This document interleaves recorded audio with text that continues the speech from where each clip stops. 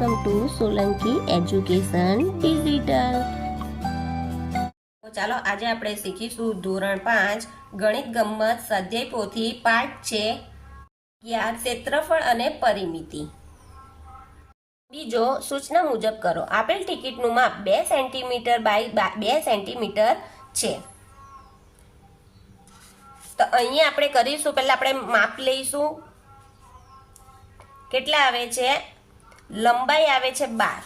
અહીં લખીશું આપણે, લંબાઈ આવશે 12 સેન્ટીમીટર અને પહોળાઈ 8. તો આનું ક્ષેત્રફળ કરીશું તો આપણને એનું એ મળી જશે, આખા એનું ક્ષેત્રફળ મળી જશે. તો આપણે આનું કેવી રીતના આવશે? લંબચોરસનું ક્ષેત્રફળ બરાબર લંબાઈ ગુણ્યા પહોળાઈ. તો 12 ગુણ્યા 8, 12 8 96 ચોરસ સેન્ટીમીટર. આ આખા બોક્સનું આવશે 96 ચોરસ સેન્ટીમીટર. દાખલો 2 નો પહેલું, આ લંબચોરસને ઢાંકવા 4 સેન્ટીમીટર બાય 4 સેન્ટીમીટર માપ ધરાવતી કેટલી ટિકિટોની જરૂર પડે?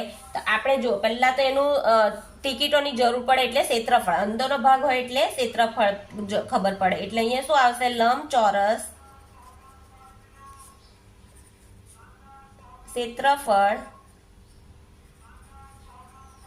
બરાબર લંબાઈ ગુણ્યા પહોળાઈ. તો લંબાઈ કેટલી આપી છે આપણી? આખું ટિકિટનું બોક્સનું કેટલું આપ્યું છે? 96. અને 4 ગુણ્યા 4 એટલે 4 ગુણ્યા 4. તો 4 ભાગ્યા 96 કરીએ આપણે. પહેલા એક વડે સંખ્યા વડે કરીએ તો 4 દુ 8. 9 માંથી 8 જાય તો 1, ઉપરથી ઉતાર્યો 6. 4 ચોક 16 એટલે 24 આવ્યા. એટલે અહીંયા આવશે 24.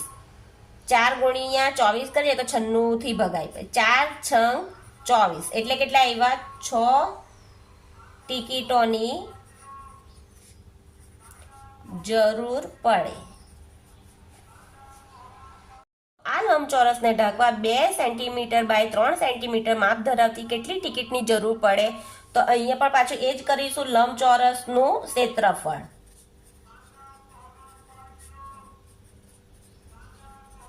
બરાબર લંબાઈ ગુણ્યા પહોળાઈ. લંબાઈ કેટલી આપી છે આખા બોક્સની? 96 સેન્ટીમીટર. ને અહીંયા કેટલા આપ્યા છે? 2 ગુણ્યા 3. તો અહીંયા કેટલા આવશે? પહેલા 2 ગુણ્યા 96 કરીએ તો જુઓ 3 ગુણ્યા કરીએ એટલે 3 તાલી 9 ને 3 દુ 6 એટલે કેટલા આવ્યા? 32. 2 ગુણ્યા 32 ને કેટલા આવે? 16 દુ 32 એટલે કેટલા આવ્યા? 16.